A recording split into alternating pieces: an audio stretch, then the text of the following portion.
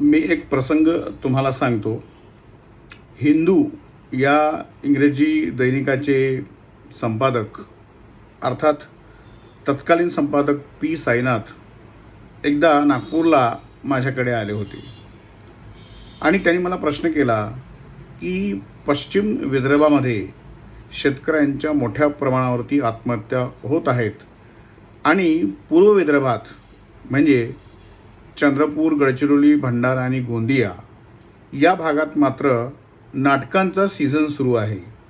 हजारो लोक आपापल्या गावांमध्ये नाटकं पाहतात. दिवसा मंडई असते, जत्रा असते आणि रात्री नाटकं असतात. एका गावात एक नाटक नाही तर पी साईनाथ हे माझ्याकडे जेव्हा आले त्याच्या आदल्या रात्री ते गडचिरोली जिल्ह्यातील अशा एका गावात गेले होते की त्या गावामध्ये रात्री 9 नाटके होती आणि प्रत्येक प्रयोग हा हाऊसफुल होता.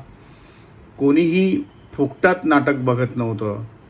त्याने मला असा प्रश्न केला की पश्चिम विदर्भामध्ये एकीकडे शेतकरी आत्महत्या करतात आणि या तुमच्या भागात मात्र लोक आनंदाचा उत्सव करत आहेत, हे कशामुळे असेल?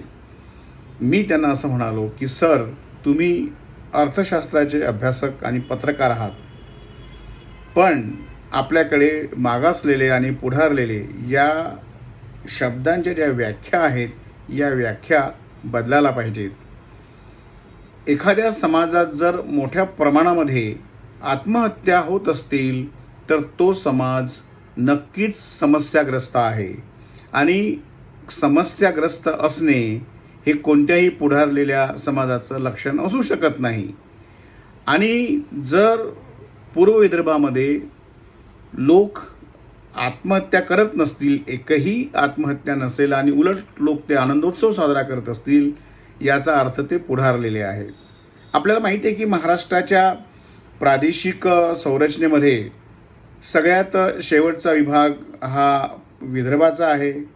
उर्वरित महाराष्ट्राच्या तुलनेत तो मागासलेला आहे.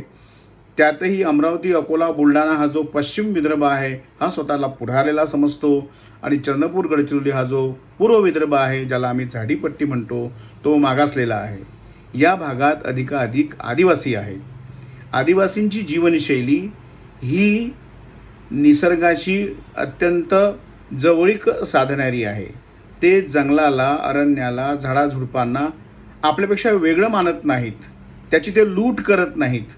आणि म्हणून आज जगामध्ये जे पर्यावरणाचे प्रश्न निर्माण झालेले आहेत, सामाजिक प्रश्न निर्माण झालेले आहेत, भ्रष्टाचाराचे असतील, शोषणाचे असतील, स्त्री पुरुष विषमतेचे असतील, हे प्रश्न आदिवासी समाजात दिसत नाहीत, आढळत नाहीत. याचं कारण पूर्व विदर्भामध्ये आदिवासी आणि गैर आदिवासी यांच्या जीवनशैलीवरती आदिवासींच्या विचारांचा, त्यांच्या निसर्गाकडे पाहण्याच्या दृष्टीचा प्रभाव पडलेला आपल्याला दिसतो आणि म्हणून आदिवासी हे मुख्य प्रवाहातील आहेत असं मला वाटतं.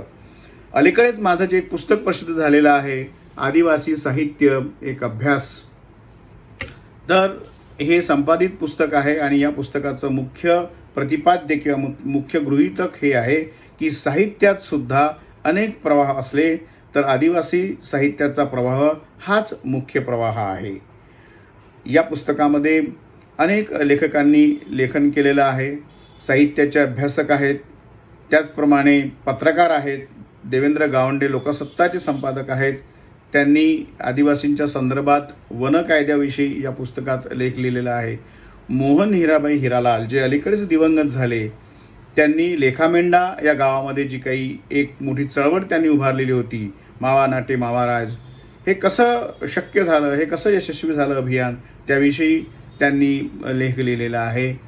त्याचप्रमाणे आदिवासींचं लोकसाहित्य, आदिवासींच्या एकूण साहित्यातील कोणते प्रश्न आहेत, त्यांचं सामर्थ्य काय आहे, त्यांची आदिमता, त्यांचा मध्ययुगीन संघर्ष आणि अलीकडे 90 नंतरच्या एकूण जागतिकीकरणानंतर जे काही प्रश्न निर्माण झालेले आहेत त्याचीही चर्चा या पुस्तकात केलेली आहे.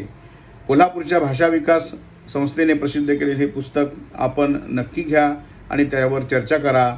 एवढंच मला तुमचं सांगणं आहे. धन्यवाद.